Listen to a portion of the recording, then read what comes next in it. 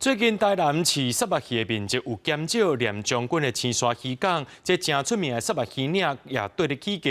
山地介绍本地一斤是160块，即马是起到81块。当地渔民也讲，主要是受到气候、电钱还有饲料量起价影响，地区影响到这产量甲绩效。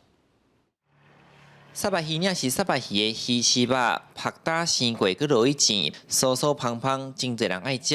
这本来是沙巴鱼较少人买的部位，这几档市场煞真受欢迎。不过这几档饲沙巴鱼的面积减少影响，地区将军青山鱼港这鱼领介绍嘛对，每半斤80块，起价85。沙巴鱼吼，逐项都起，唔定我鱼领起，鱼肚也起，鱼皮也起，鱼丸也起，无所不至起。 哦，主要是原物料拢全部起。虱目鱼只能取一条鱼鳞，而且制作上比较费工，它制作成本反映在价格上，深受市场欢迎，需求增加，在市场机制下微物上涨是合理的。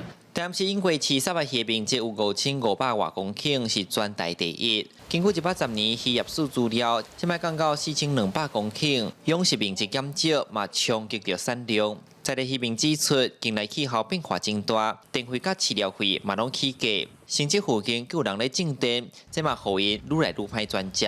头有一档无落好，所以造成阮而家将军7个港遮饲鱼啊，水拢咸到4、5度，所以伊生长较慢。农业局表示，整体来看，目前沙巴鱼产地绩效真稳定，沙巴鱼是对头到尾拢会使食。不过前阵仔念到是起价悬，现此时换鱼领嘛起，买食的人得要加开一寡钱才食会到。记者李新武台南采访报道。